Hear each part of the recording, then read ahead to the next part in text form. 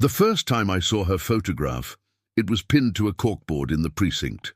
A smiling woman in her late 20s, hazel eyes framed by waves of auburn hair.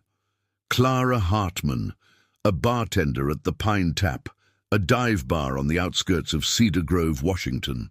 She'd vanished after her shift on a rain-soaked November night, leaving behind a half-empty coffee mug and a frayed leather jacket hanging on the back stool. No struggle, no witnesses, just static from the bar's outdated security cameras and tire marks in the gravel lot that dissolved into the mist. Cedar Grove was the kind of town where everyone knew your grocery list, but nobody admitted to seeing anything after dark. A place where the diner closed at 8 p.m. and the only 24-hour glow came from the flickering neon of the gas station.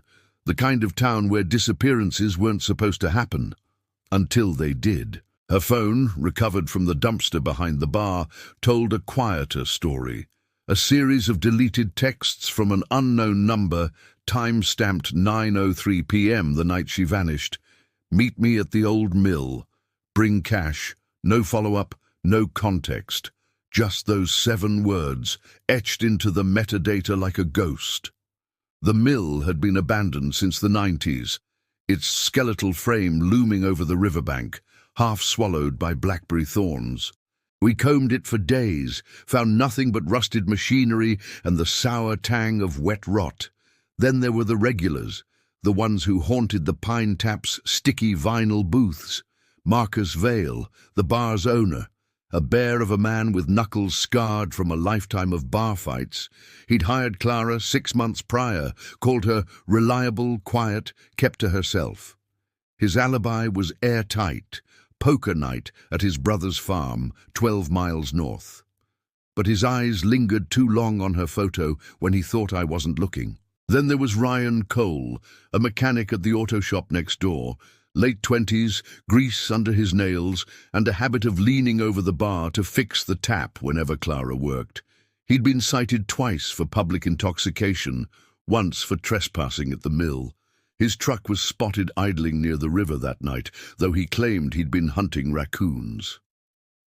"They've been tearing up my mum's garden," he said, shrugging, a half-empty rifle in his passenger seat. But the most unsettling thread was Clara's sister, Lila. 22, all sharp angles and chipped nail polish. She'd reported Clara missing after 2 days, but her story wobbled. Said Clara had been acting weird for weeks, scribbling in a journal she'd hidden under her mattress. A journal we never found.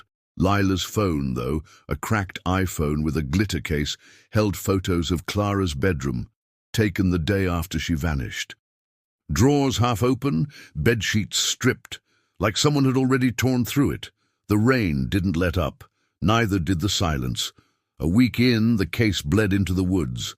A hiker found a shoe, a scuffed leather boot, size 7, matching the pair Clara wore to work, wedged in the mud near Blackwater Creek. No blood, no prints. Just that lone boot, laces knotted tight, as if it had been placed there deliberately. The creek itself was a snarled vein of water, swollen from the storms, carving through firs and hemlock. We dredged it for hours, pulled up rusted cans, a bicycle frame, but no body. Back at the precinct, the timeline gnawed at me. Clara's last shift ended at 10 p.m. The bar's security footage showed her wiping tables, locking the front door, then stepping into the parking lot. At 10:07 p.m., the camera caught a shadow, a figure in a hooded jacket, too tall to be Clara, crossing the edge of the frame. Grainy, distorted, gone by 10:08. The text enhanced the pixels, a logo on the sleeve, Everett Construction, a local company that had shut down in 2015. The jacket was vintage, maybe thrifted, or kept. I tracked down former Everett employees. Most had left town. One name stuck, Daniel Ridgway, a foreman laid off during the bankruptcy.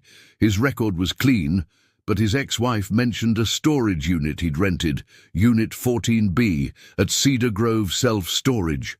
Inside, we found boxes of old work uniforms, including 3 hooded jackets with the Everett logo, dusty but intact.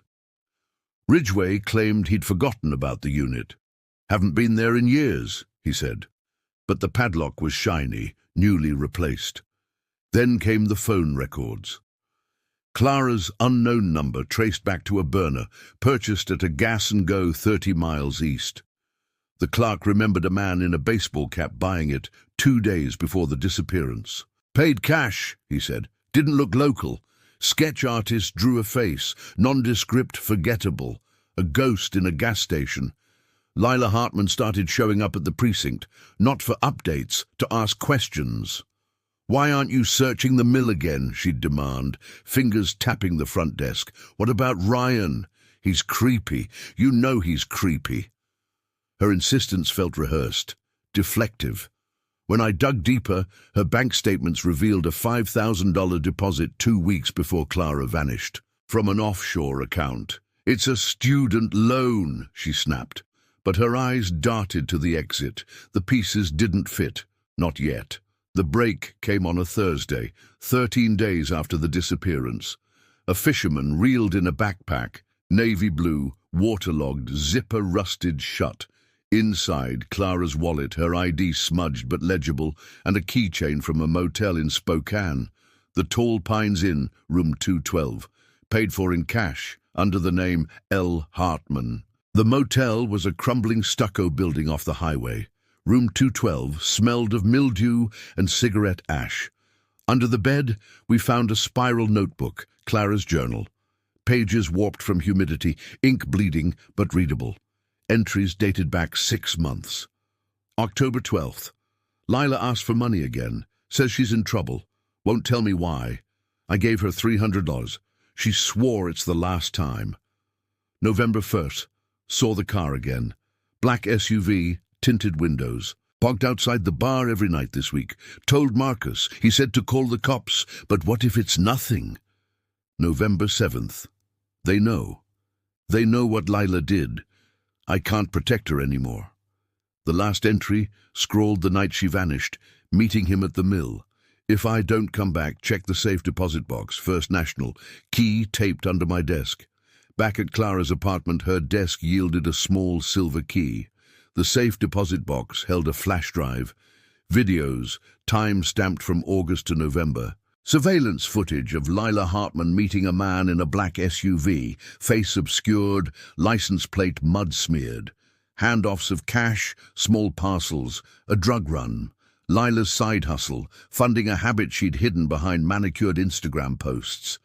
Clara had known, confronted her, threatened to go to the police, so Lila made a choice. The burner phone, the texts, the staged disappearance, all a ruse to lure Clara to the mill where the SUV waited. But Clara had anticipated it, planted the journal, the backpack, let the river carry the truth. Lila confessed fast. She was going to ruin everything, she muttered, cuffed in the interrogation room. The man in the SUV, a middleman for a cartel operation stretching from Spokane to Seattle. He vanished, but Lila's deal, Clara's life for her freedom, crumbled with the evidence. 2 months later, divers found Clara's body snagged beneath the mill's pilings, the river's cold grip finally loosening. Cause of death, blunt force trauma. A wrench tossed into the creek, traced back to Ryan Cole's toolbox, his raccoon hunting cover-up. He'd been Lila's insurance policy. A fall guy. The town exhaled, but in the precinct, Clara's photo stayed pinned to the board, a reminder that in Cedar Grove, the quietest shadows hid the sharpest teeth.